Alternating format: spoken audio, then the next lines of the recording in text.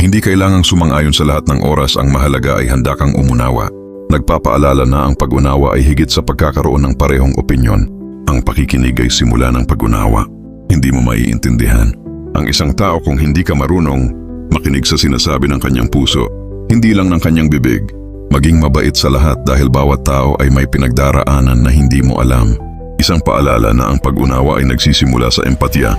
Bago mo intindihin ang mundo, intindihin mo muna ang iyong sarili. Ang self-awareness ay susi para maging mas malawak ang iyong pananaw sa iba.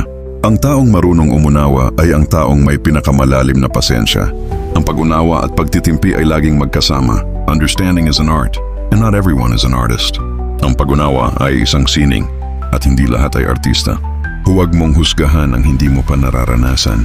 Ang karanasan ay madalas na guro ng tunay na pag-unawa.